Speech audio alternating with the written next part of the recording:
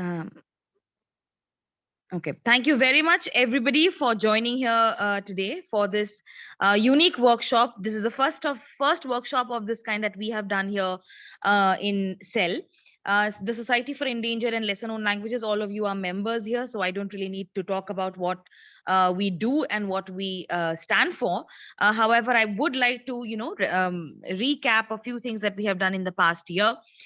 In the past year, we have done the second series of For Cell by Cell, which is a series of lectures and a series of presentations done by our cell members of the work that they have been doing, of the kind of work that they have been doing in their own fields and respective languages. And you share your work with us, you share your work with the members of our community, and we talk about what other aspects of language or what other aspects of linguistic research can be covered. We have had the second series and we are preparing for the third series. So if any one of you is interested in presenting your work in the For Cell by Cell series 3, you are welcome to go ahead to our Facebook page. I think we have an announcement there, and you can contact us directly if you want to present your work. We also had the Endangered Languages and Lesser Known Conference, Endangered and Lesser Known Languages Conference this year, and it was a huge success.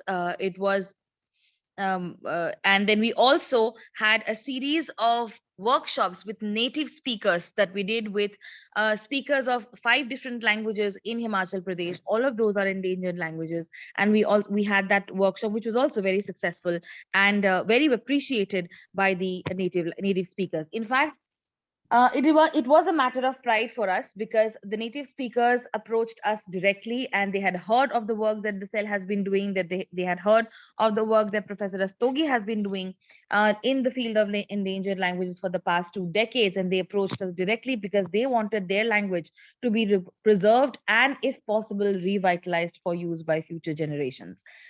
So we did an IPA training workshop with them. We did a video recording and naming your video files, etc. workshop with them. We also had a workshop on naming of files for archiving purposes, which I think was extremely beneficial because it let everybody understand the importance of doing archiving work from day one itself. We are very pleased to inform you that the speakers of these languages have been constantly working with us for the past several months, and we have started collecting data even remotely. And we have collected word lists, sentence lists, and we are now working towards a possible field trip, and we will probably be working with the same languages for the next few years as well. So that is what the cell has been up to. We are extremely pleased to host Dr. Monali Longmailai here today with us with this unique workshop, which is video documentation for endangered languages, methods and techniques. In fact, we're extremely pleased to announce this, that Dr. Monali was the one who suggested that a workshop like this is required. And we had, jumped at the offer, and we had said ki ma'am aap hi kar do fir. So thank you very much, Dr. Monali, for being here. She doesn't need any introduction because she has been a very active member of cell, and all of you are members here, and you have met each other during meetings and during presentations. So I would like to ask Dr. Monali to go ahead and start the workshop. This will be a 2-day workshop. We'll have today and tomorrow, and I hope to see all of you back tomorrow as well. Dr. Monali, over to you. Thank you very much, Madhuri, for your wonderful introduction and for giving a background of CEL. Some of the participants here are new. Some of them are my students, so it's good that you have mentioned the background of CEL, and that would give an idea of what CEL also has been doing. So thank you once again, Madhuri, and thank you, Kavita ma'am, for giving another opportunity to give a talk for CEL by CEL. Okay, so I'm going to start presenting my talk. Oh, sorry, not this one.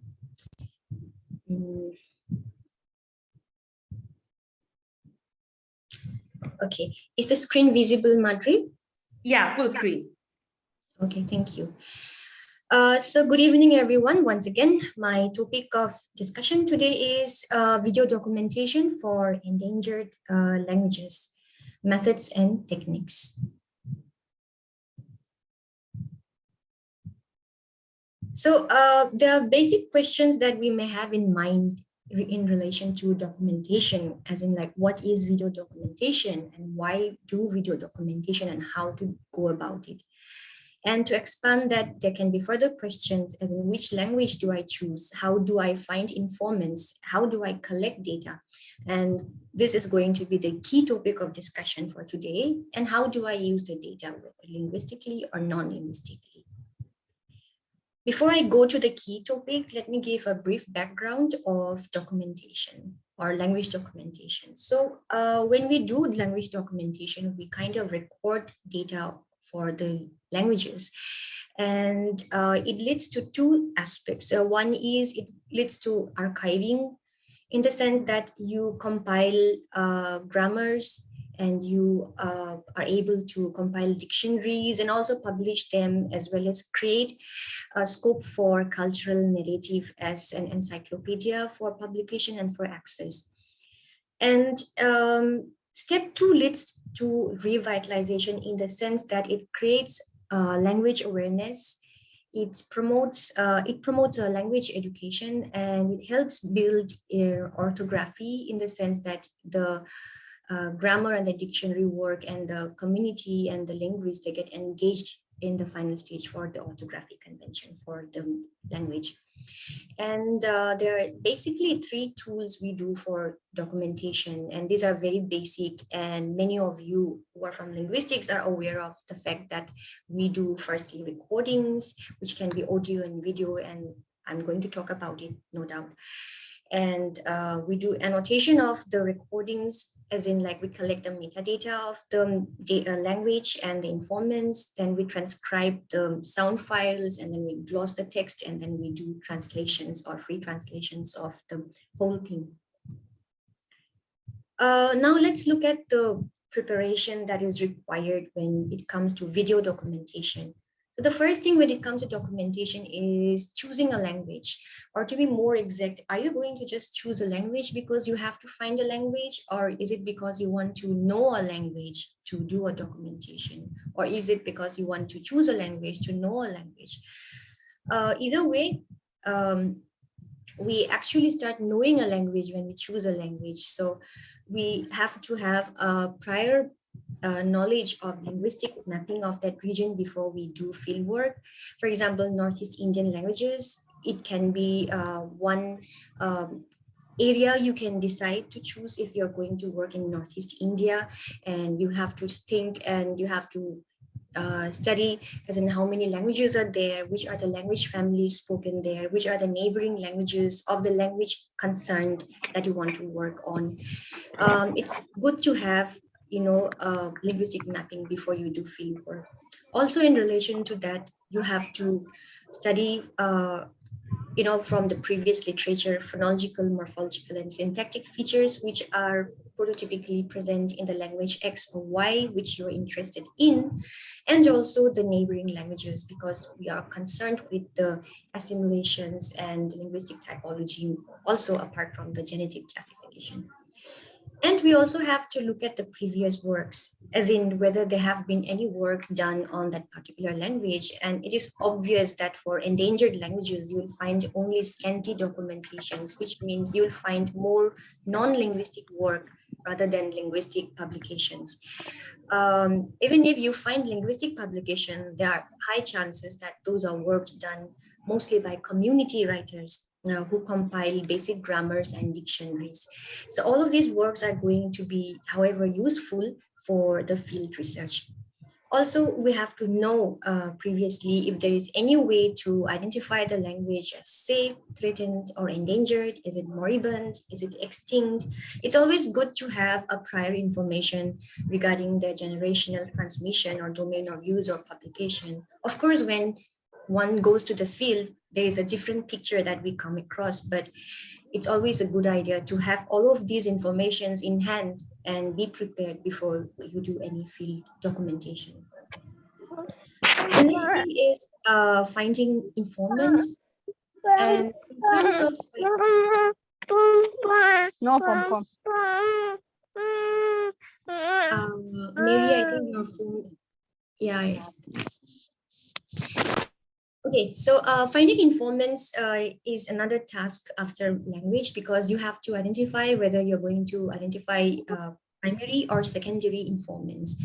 Primary informants means when you are in contact with the informants directly for the data collection. Secondary informant is not recommended usually, but unless you're not able to find informants in the field, or when there is a crisis of language extinction or something as such, then you may have to go for secondary informants. But I highly recommend finding primary informants, not secondary. Finding a guide is very important. If you want to go to an unknown place where you have never been, then you have to look for previous contacts or local guides who can help you be in contact with those informants. The last resort will be finding the Gaubura to help you, to assist you throughout the field study. Another way is, and that is adventurous, and that is also something that you can build up with your communication skill, is directly finding informants in the field, where you can enhance your communication skill. You can bring it out your you can bring out your social skills of building rapport with the people and the community. And instead of directly collecting data, it is recommended that you be familiar with the place and the culture and pick uh, can you hear me? Yeah, we can. Okay, my screen just went off. Okay. So it's always good to pick up a word or two when you go to the field before you start collecting data. It's always good to learn few words and to be familiar with their language also, and then proceed with the data collection. Okay. Then next thing, sorry. Then the next thing is regarding the data collection. When it comes to data collection, we always prepare a questionnaire beforehand, and that is very obvious that any field linguist will have an in-hand questionnaire where you will have word list where based on Swadesh or any others, and some sentences, and also a social linguistic questionnaire. But when we go to the field, you will find and explore even more number of words that you would require to collect. And some of those words which were there in previously in the word list or the sentences in the sentence list may not be possible to occur in these in the context of the data collection. So it's always good to have a questionnaire for the safety, but then it's always convenient and recommended to have elicitation in the field. Also, when we go to the field, you can have plenty of narrative in the sense of monologue, dialogue, folk genres like song, stories, chants, or play, etc., because you have a natural surrounding where this can come in plenty. So then please do not forget the last thing, which is your recorders and your equipments. And this brings with us with the tools here. Now, I have used Zoom H4 and Zoom H6 during my field work, but that was many, many years ago. Technology has become updated now, and you'll find many better gadgets for the audio recorders in the market, even online. So these are just the outdated names. There are many other better, more convenient audio recorders which you can carry with you. We have also used Sony DCR SD1000 video recorder for a recent field trip from the. But this video recorder is very heavy, and in any case somebody carries big video recorders, you have to carry the tripod because it's not easy to hold it on the shoulder. So my suggestion will be to have with you the DSLR camera and your mobile phone and GoPro. DSLR camera is a good option because you get HD quality of the photographs for documentation, and also you get good video recordings as well, and it's easy to handle also. Mobile phone, because you know your mobile phone the best. It's the easiest device when it comes to last minute photographs or videos. But when it comes to movements, then mobile phones are not able to stabilize the movements a lot when you try to collect data in the outdoor, or if you're moving around. So GoPro is the safest option for that. If you can use GoPro cameras, then you can put it on your chest, or you can put it on the head, or you can put it on the tripod, or you can use it on your hand, and it stabilizes the movement in motion. So that is one advantage of using it for field data collection. Other tools that you have to collect and you have to carry with you are tripod, of course, because your hands also need to be free when you collect the data. So sometimes you have to put the device on the tripod and you have to do other things with your hands, like writing notes or using other devices. So microphones or external microphones are very important, because the microphone on the device may not be that useful, or may not be that prominent for the sound quality. So there are different kinds of microphones, like AB, which is one-to-one microphone, XY, which is kind of in this way intersected, where you can get the direct voice between the interviewer and the interviewee. So this works for dialogues or interview mode. And windshield is very important if you are in an outdoor environment. And also a mini microphone in case if you want to attach it with the speakers on the speaker's cloth to have a clearer voice quality. And there are many other microphones you can attach with the mobile phones also. Then when it comes to headphones, please do not use your mobile phone headphones, because they do not give you good quality, in terms of sound. It's better to have HD headphones, like studio headphones, where you can, cloud the background noise and you can have a clearer sound quality of the voice. And that is important because ultimately with those data that you collect, you do phonological analysis when you come back. So it's important to have good quality headphone. And you have to collect plenty of micro SD cards, because you do not know how many video recordings you're going to collect in the field. So this is one thing. And you have to also have pen drive as a hard disk to save all of those documents that you collect, and power bank in case you run out of electricity, or if you are in a remote village where there is no electricity, then this comes as a last resort. An extension cord in case if you want to plug in multiple devices during the video recording. It's very important if you can carry one. So I come to the key part of today's discussion, which is recording. Now, these are the questions that we can have in mind again. That is, what can be recorded? How can it be recorded? For whom to record, and why record? First thing that we can think of is the content. What can be recorded? So we can record monologues. Monologues can be any random topics that you can ask the speaker to talk about.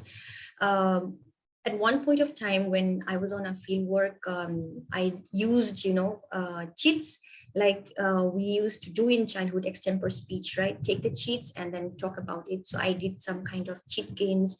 And there are many other ways you can have monologues also.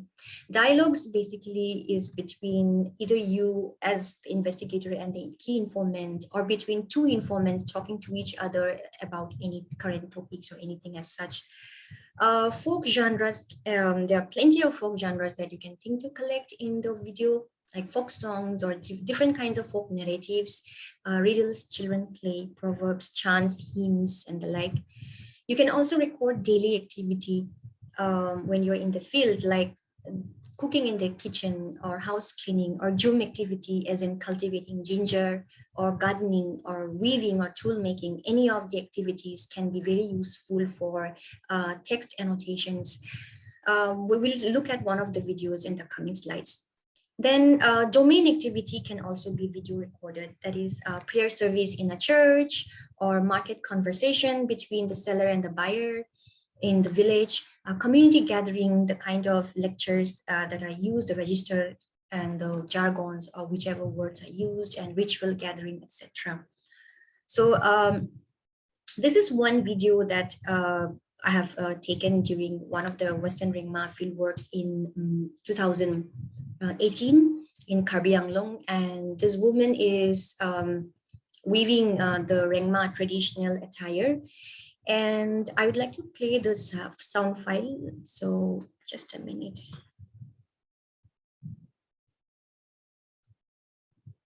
Can you see the screen? Or I have to stop sharing it. I can see the screen, but I don't know if this is the screen that you want to play. Can you see the video? No, I can hear the sound, but Okay. not the video. So I will stop sharing the Yeah, screen. stop sharing the screen and just. So let me just play this video. Yeah, it's visible now.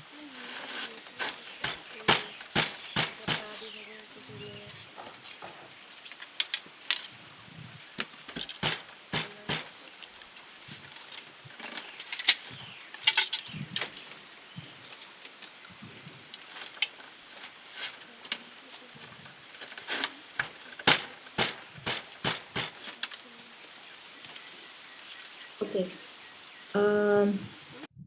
So what we see in this video is that the Rengma woman is weaving the cloth, but there is no voice, just the activity. But this video is going to be very useful for field linguists because you can show it to any community member and then ask them to narrate what is going on in the activity, what is she doing, and then you get text out of the video.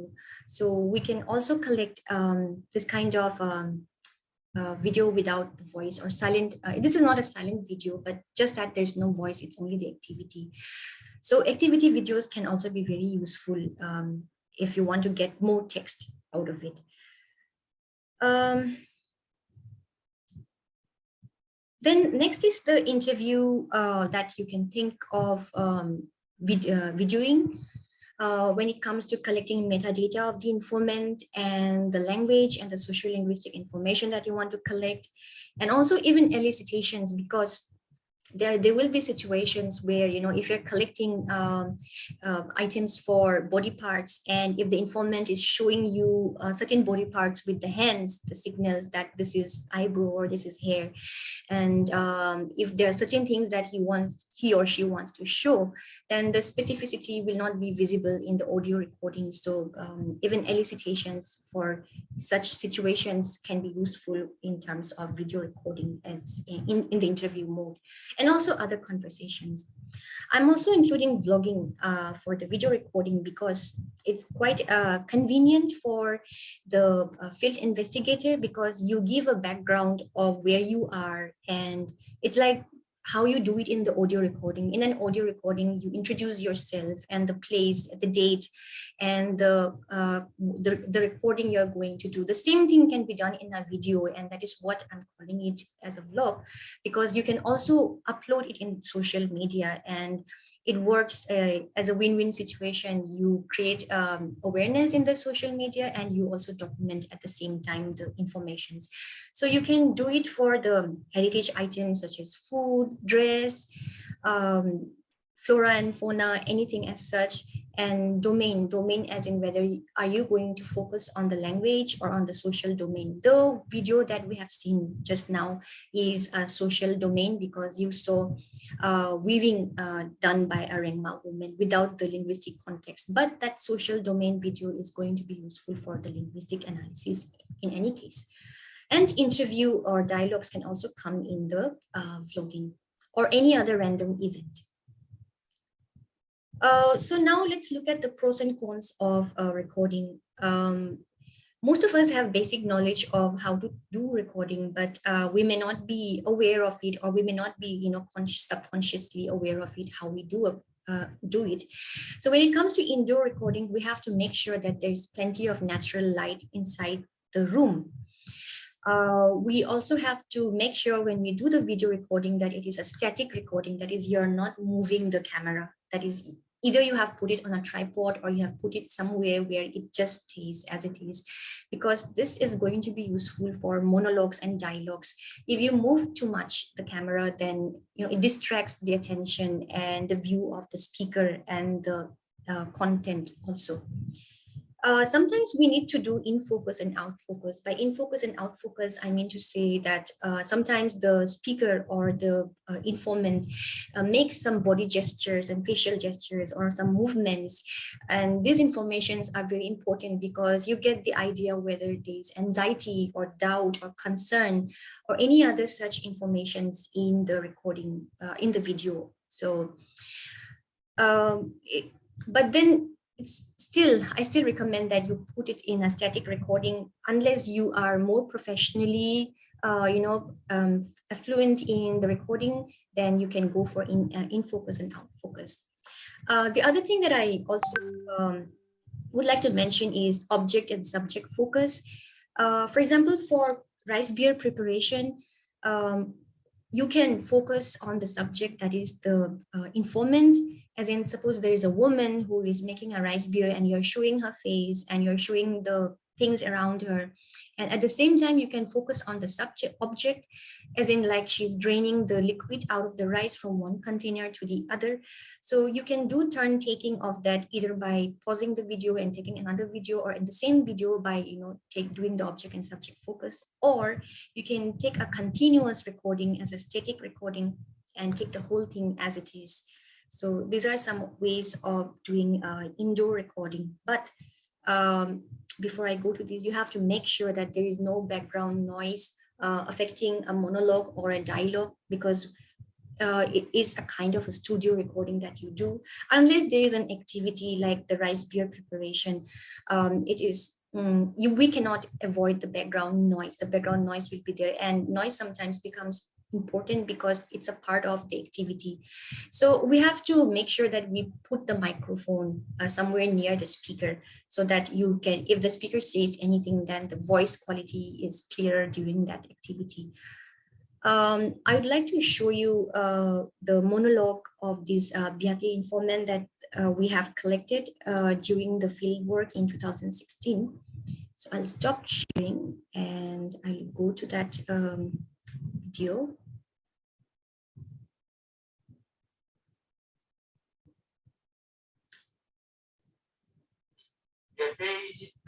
Just a minute.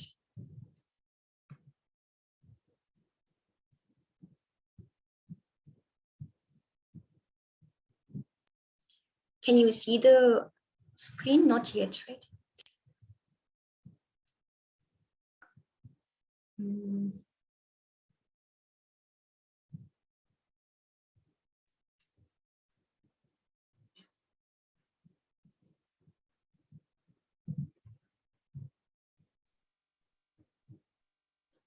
Okay, let me try sharing it. I hope it will be visible.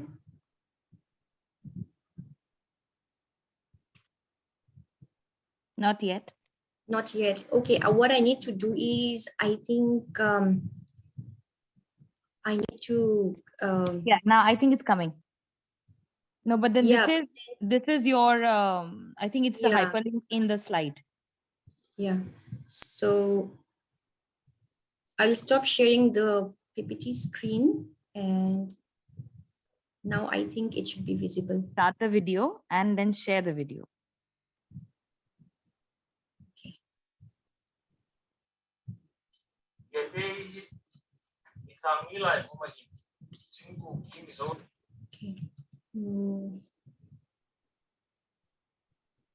It's not coming in the screen actually, so I'm just In the share wondering. screen options, it's not coming in the Yeah. share screen options. Yeah, it's not coming in the share screen, but I have it in the background.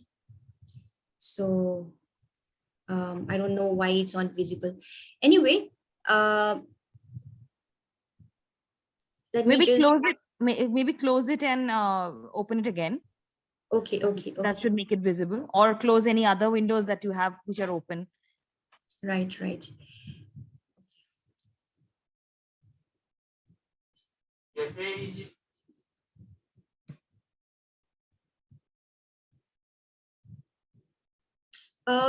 It's not opening. Let me try again.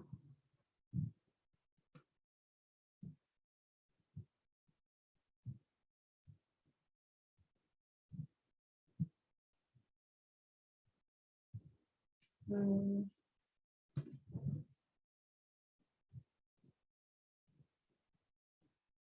I think some problem is there with that slide. So I will just put it,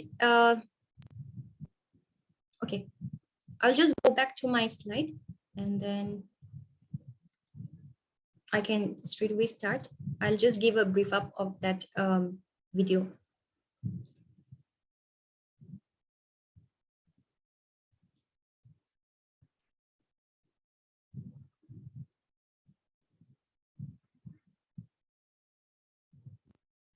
Okay, actually, what we can see here in this video is that I'm not able to play the file. There's some technical issue with this one. We see that there is some kind of light condition that as in like the informant is facing against the light, and his face is shadowed, but it's still visible. So the problem was the home condition was such that the furniture was not placed in a way where we could focus on his face. Either way, everywhere it was dark, so we couldn't get proper light for this video. So but we were not moving the camera for this particular narrative that he was telling about the origin of the Biate. Okay, then coming to outdoor recording. When it comes to outdoor recording, we have to again focus on the light condition because there will be too much of sunlight, which means we have to go for the medium light condition and some shadow for the recording. The advantage of the outdoor recording is that you can do flexible recording. That is, either you can have a static recording as in a studio kind of recording, or you can make movements with the camera because there is a lot of light that you can play around with the shades and the light and all.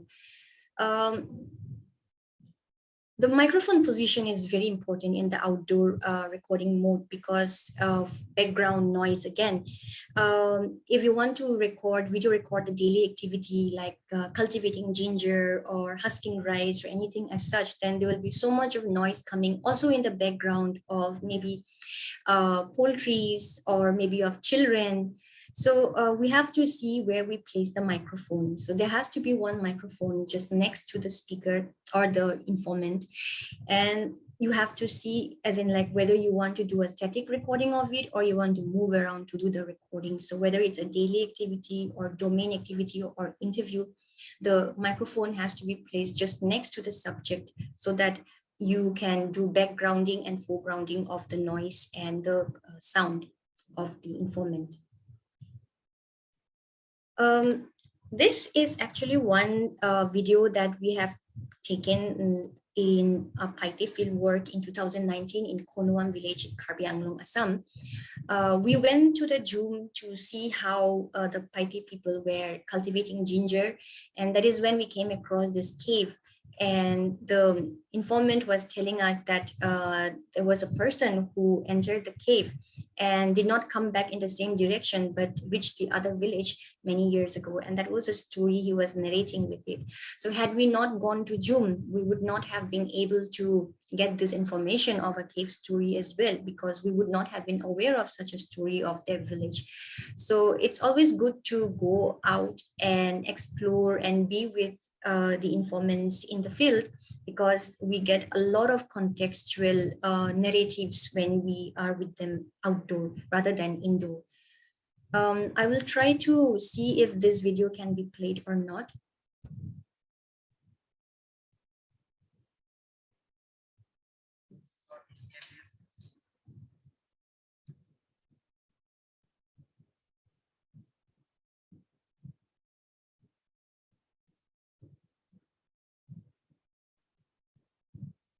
Okay, I think it's not coming. I don't understand why. Yeah, because you played the first video without any problem. Yeah, so I'm just wondering what happened. I'm not able to play the video, or maybe Madri, after the talk is over, maybe you can play from your end all of the videos. I have sent it by mail. Okay, So let me. You have sent it by mail to the cell ID or yes, ma'am's ID. Okay, okay. If cell that's the ID. case, then let me just check. You please continue. If I am able to download them and play them, then I'll do it right now. Yeah, yeah. You please let me know in the meantime. Yeah. Okay. So we will get back with the video. There is a narrator telling us about the cave story, and he was just coming back from June, and he just saw us exploring the cave, and that is when he was telling the story. Um, so um, here what happens is that there can be some movements because you are outside, and this is where I felt that GoPro was so important to do such kind of video recordings in the while entering the cave and exploring, and them describing how it was, and so on and so forth. Monali, uh, I'll trouble you for a little bit. Could you yeah. send the email to me? Could you just forward the email to me because I'm unable to find it for some reason. Oh, Um, okay. I'm Okay. I'm putting my email ID in the chat box. Oh, okay, okay. Chat box, right? Okay, okay. Let me just check it.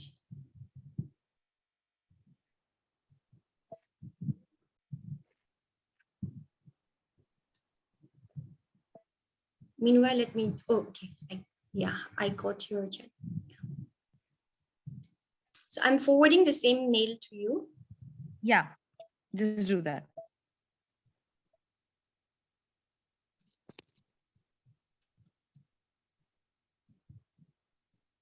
Okay, I've sent it to you, Madri. You can check it. Yeah. Do that. Okay. Meanwhile, we can continue with the next slide.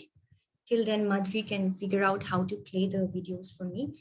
So when it comes to recording mode, you can record as either a short video or a long video.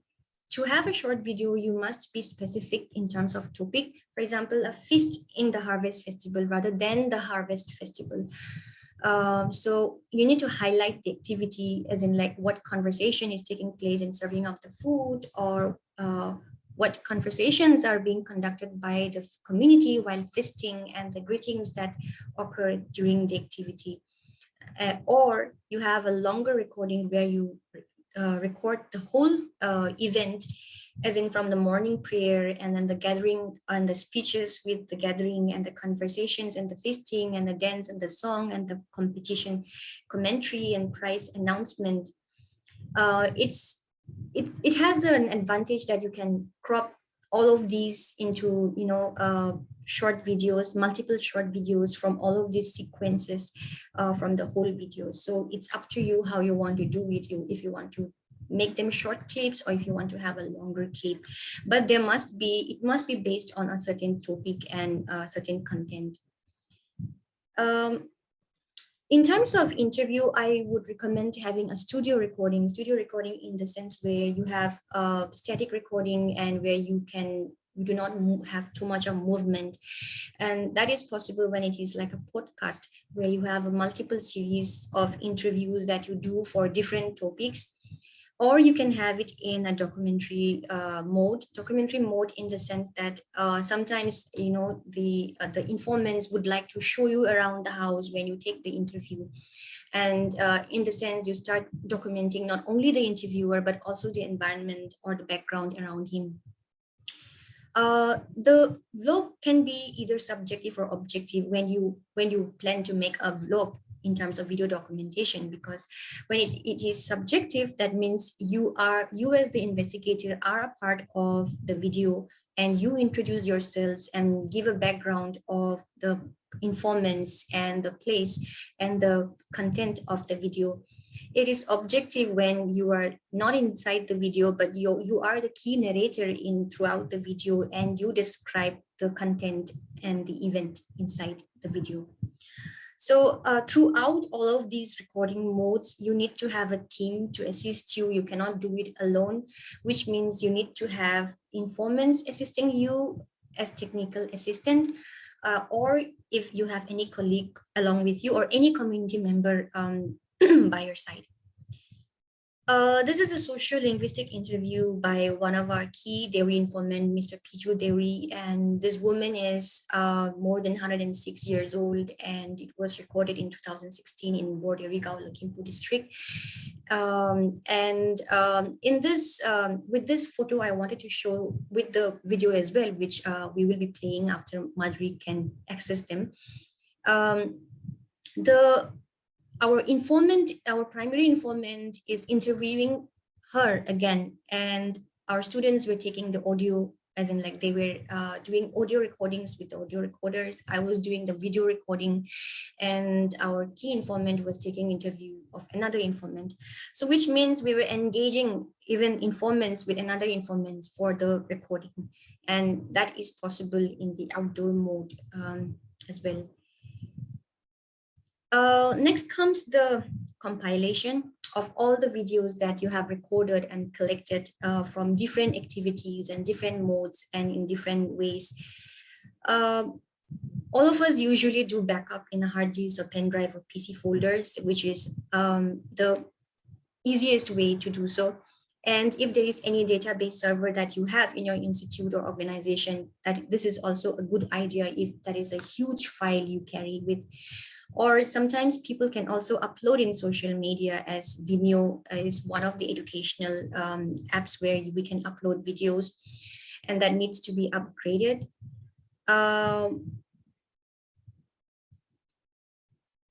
Okay, Madri. Okay, I'll see to it.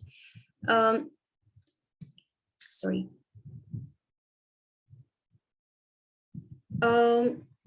Then uploading videos in YouTube is somehow commercial because everybody can access it, and you have to make sure that you create your own copyrights, copyrighted value or personal, and same goes for your personal vlogs.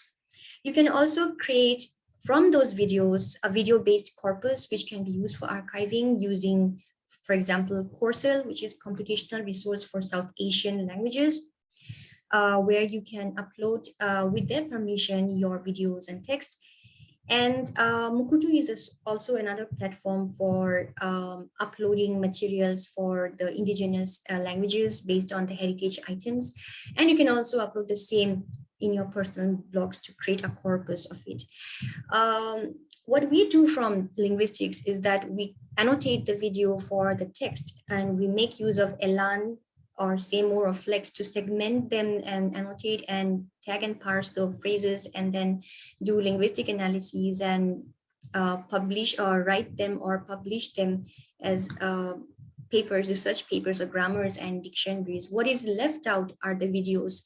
So we can always utilize those videos as video-based corpus. And this is one thing that I want to discuss in terms of creating a corpus for the video. So meanwhile, just give me a second so that I can check with Madri. Okay, let me just see it if I have mailed you correctly. Yeah, I think I have mailed you, Madri. You have, it's forwarded actually to you. Yeah, but for some reason, I still haven't received it. I have refreshed it a number of times. Oh, okay. Has it been sent? Okay. Is it in your sent folder? I'm checking the mail. Yes, it's in the sent folder. I think it takes time because it's a huge file, maybe because of that. Okay. So instead of, I'll wait for your email. Would you want to try sharing the video one more time? Yeah, I think I can. Let me try doing it. Open the video and keep it in like full screen, and then go back to the taskbar and try sharing it like that. Yeah. Let's hope for the best. Okay.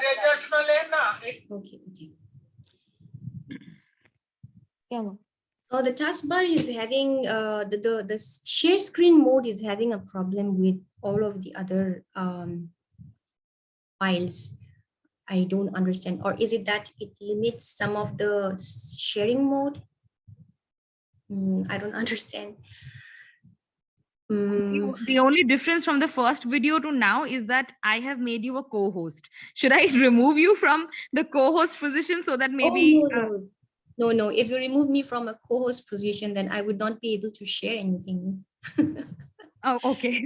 That was the only difference, because in the first, when you shared the first video, you were not a co-host then.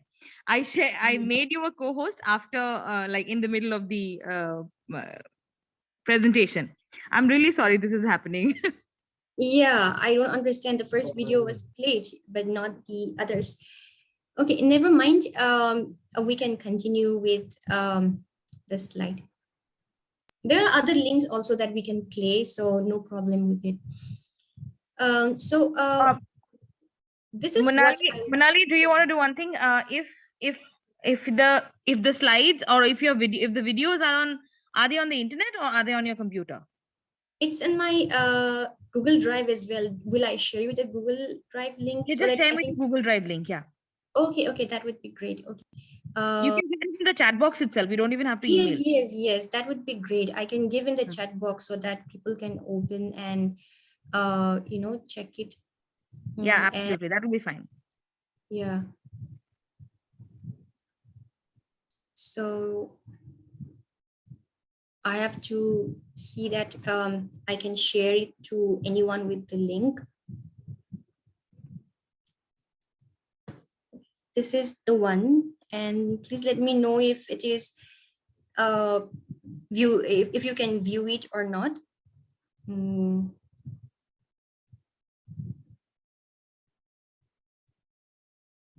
okay, I think there's another one that I made.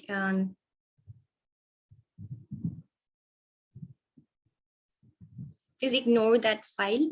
I made some changes, so I'm sending another link. Yeah. Let me just see the settings if I have done share with anyone. No, it is asking me to ask you for access. So I think Yes, that one is disabled. Yeah. yes, I have And done it now. somebody has a suggestion in the chat box regarding how, what to do with the Oh, sharing of the file. Could you check that? yes, yes, Uncle Musil. That is what I tried to do, but the video file is having some technical issues in Zoom. Only the first video was played. Yeah, I try to do the same thing. You can play the video now. It's accessible with the link. Anyone can view the videos, the short videos. You can have a view of it. Uh, okay. Now, Nali, I can access the Paite cave story. Would you like me to play it? If it is, yes, yes, yes. Please do. Please do. I'll just do that. One Yeah. second.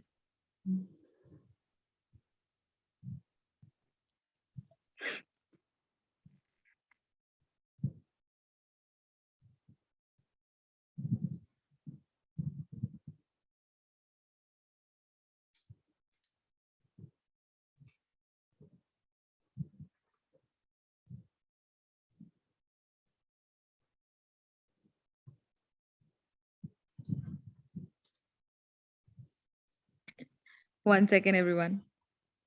Yeah. When it comes to sharing video files, it's a bit complicated in Zoom.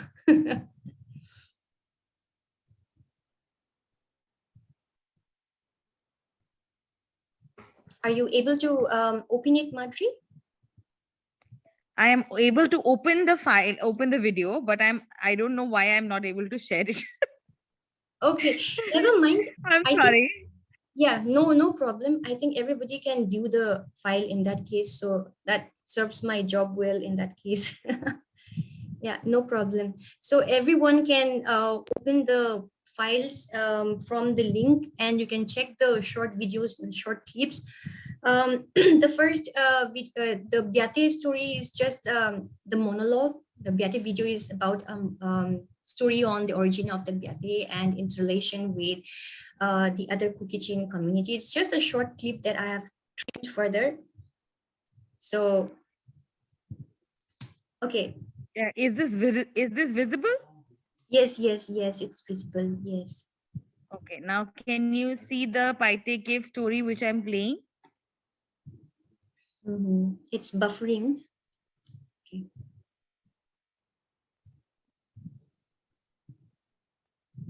Yeah, can you play it? I'm clicking the button.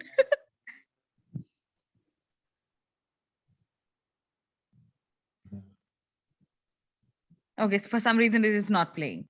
Yes, something must have happened with Zoom. It happens sometimes.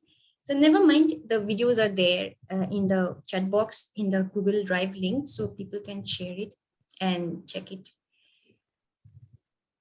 And then the other video is the dairy video is where the um, Piju Devi asked the old woman, as in like she has seen all of the world wars and all. She saw even Netaji Subhash Chandra Bose during her teenage time.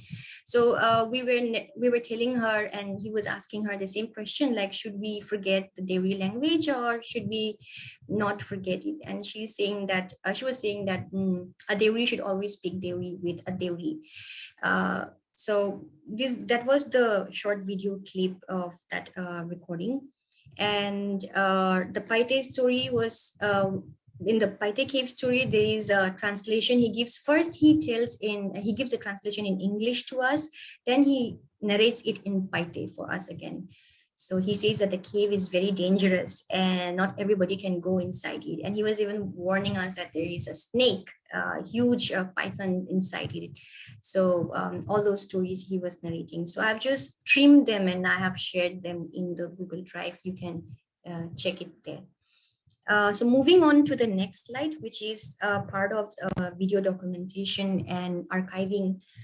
This is when you don't know what to do with the videos after you have used them for your linguistic analysis. You can all compile them based on different domains like you do with your word list.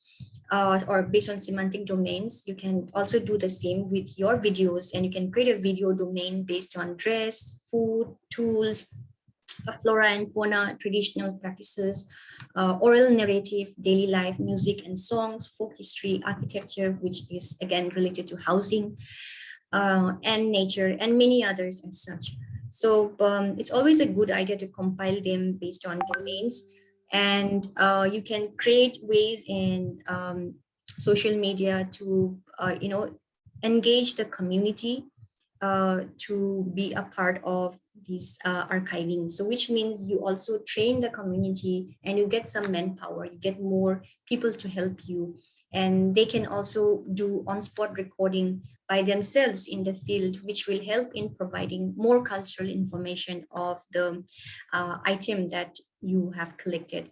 And the community can also be involved as the editor of the page or web page, or as the curator, or as the contributor.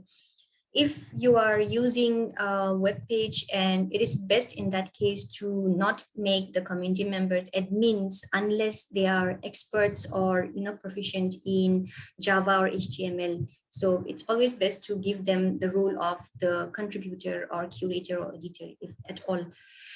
And in that way, the videos can have wider access with the social media. And these are some of these Facebook and YouTube and WhatsApp, Instagram, and even Twitter. So I would like to show one of our projects that where I am personally engaged in for the video documentation and video archiving. And that is Bodo and Dimasa Heritage Digital Archive. And I would like to show you the screen of this archive web page. So let me just open that from my own window, and then I'll go to the share screen. Can everyone see the screen? Madri, can you see it? Yeah. Okay, so this is the web page of the Dimasa and Bodo and Dimasa Heritage Digital Archive, and this is written in Bodo and this is in Dimasa. So we can see very clearly this is the Bodo dress and this is the Dimasa dress, and this is the logo where you have the Bodo logo on embroidery pattern on top and the Dimasa embroidery below. We have here divided our data into three parts. One is dictionary, the other is blog, and in the blog we can have articles and videos. And also the other one, which is the key part of our archiving, is based on the domain. So the domains that I have shown you just now, as in like dance, dress and ornaments, flora and fauna, history, literature, oral traditions, people, scholarly works, songs, tools and instruments, and traditional instruments. So let me go back to the screen. And so this is what I was showing it to you, where you can utilize the photographs and even the videos to, archive them with the informations that, with the metadata that you have collected for those items in this archive page. And this is the archive section for the Dimasa content, and this is the cover page of that. And I'd like to show you the video recordings of the archive. There are just many videos that we have collected. So let me just go back to that page again.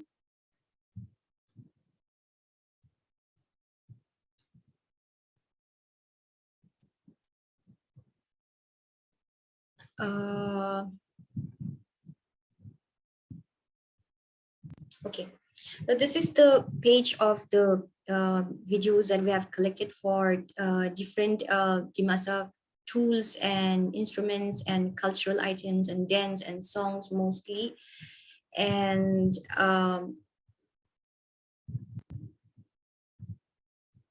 in the next slide, you can see another thing that I'd like to show, which is we have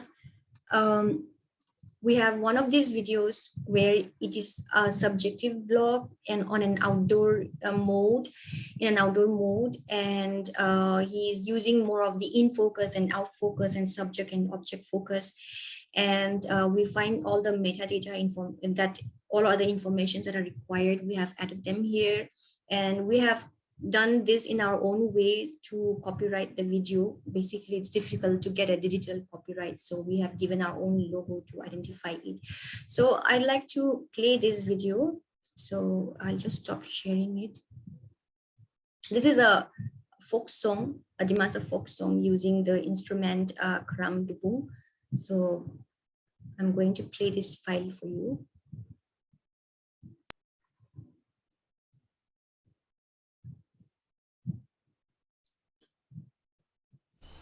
hello everyone, मेरा नया video में आप सबका स्वागत है। और मैं फ़िलहाल केजरबन बस्ती पे हूँ और मेरे साथ है मेरा मम्मी और मेरा मौसी। और एक्चुअली आज का वीडियो है डिमासा फोक सॉन्ग का बारे में। और ये डिमासा फोक सॉन्ग का इंस्ट्रूमेंट है। ये इसको डिमासा में क्रामडुबुंग बोलते हैं। तो आज मेरा मम्मी और मेरा मौसी इसको बजाने वाला है।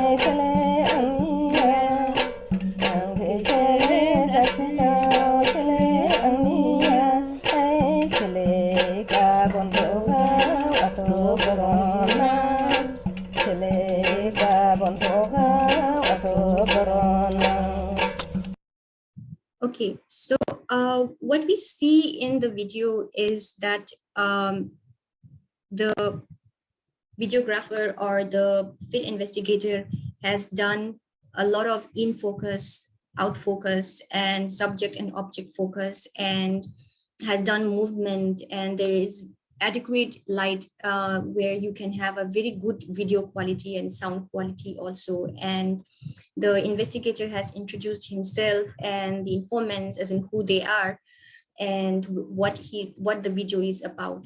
So this kind of collections like this is very useful because you also get the metadata inside the video, and you get it copyrighted by yourself in that way.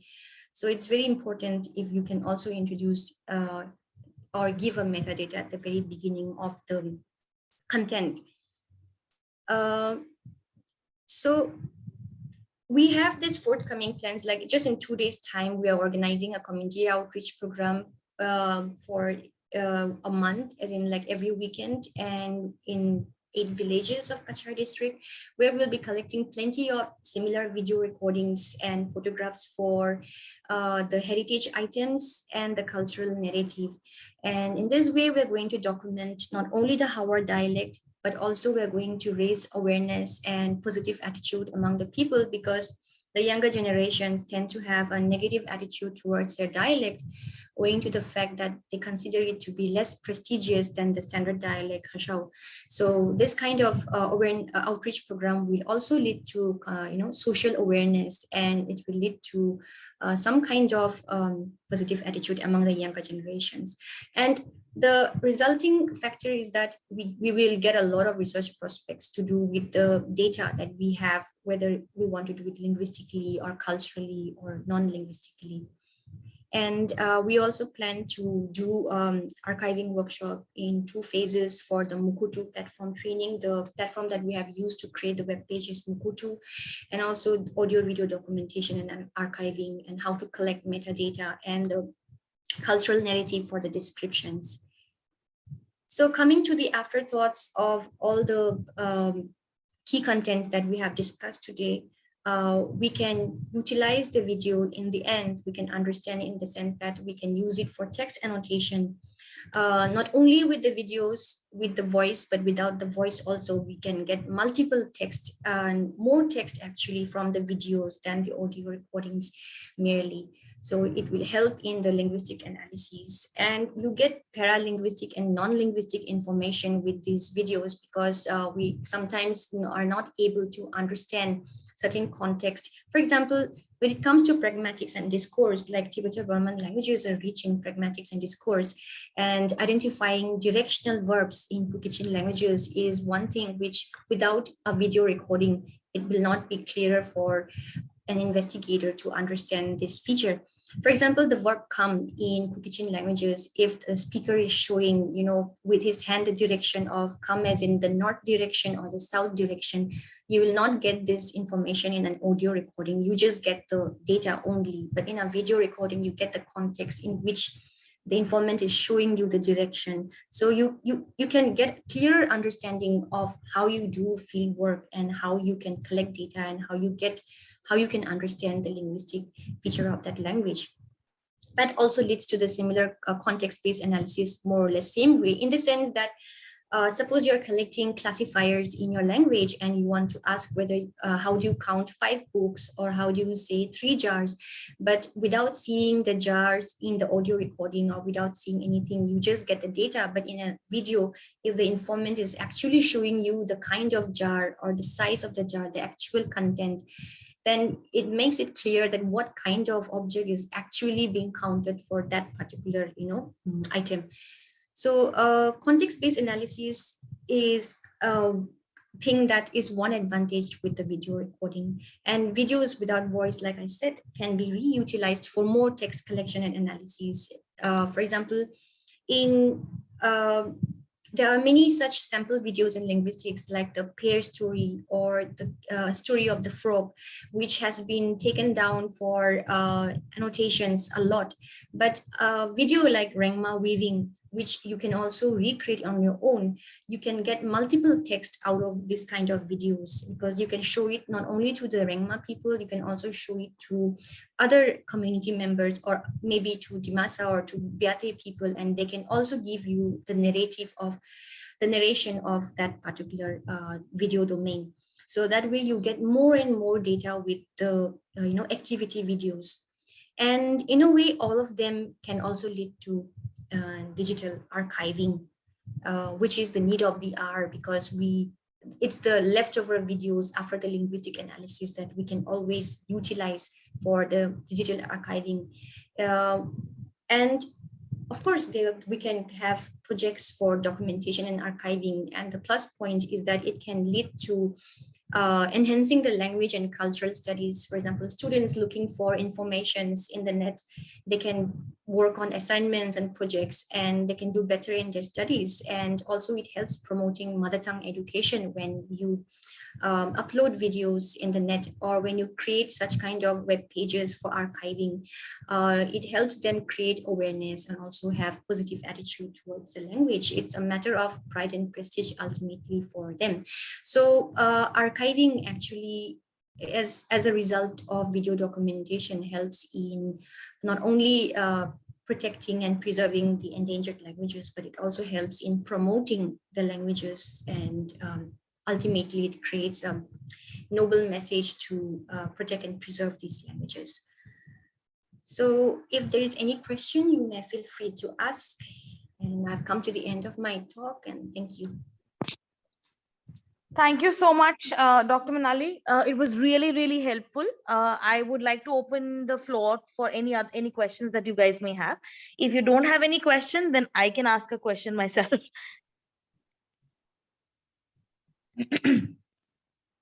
Oh, I have to let people unmute themselves. Sorry. Okay, you can go ahead and unmute yourself if you want to ask a question.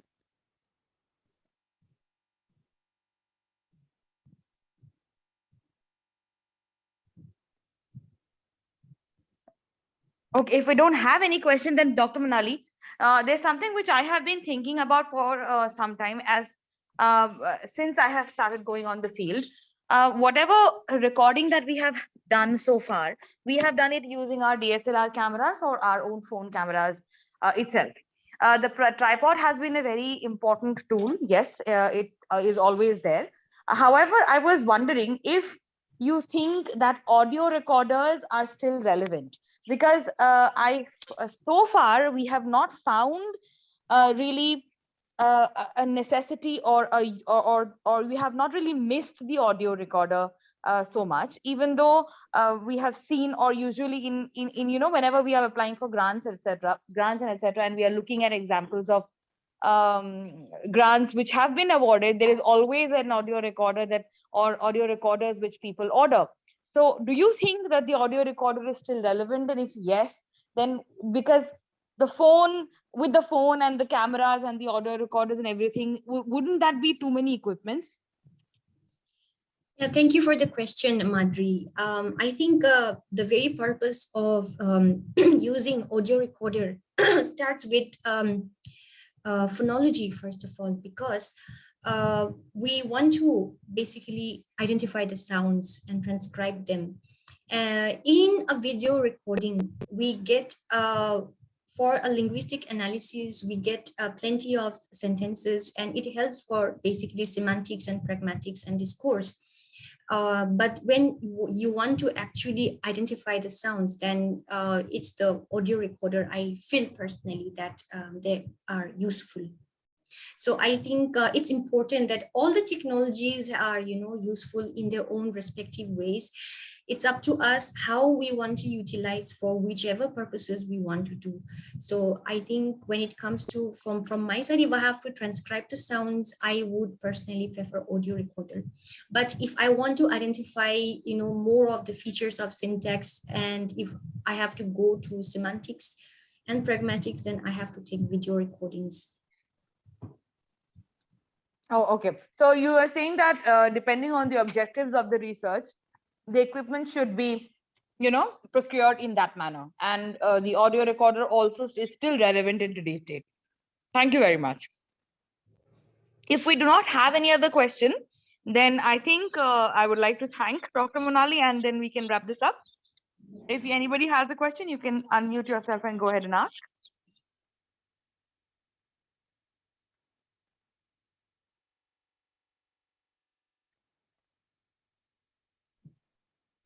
Dr. Monali, are you there? Because I can't see you anymore. Oh, okay. Yeah, I'm there. So there was a power cut, and I was using I Wi-Fi. understand. So. I just had a power cut in my place as well. So I am also in darkness. Oh. So yes. Thank you very much, Dr. Monali, for doing this. We have this entire meeting on record, and we will be uploading this to our YouTube. So in case any one of you joined late or missed it, or want to go back and figure out what exactly Dr. Monali was talking about today, and we will be uploading that.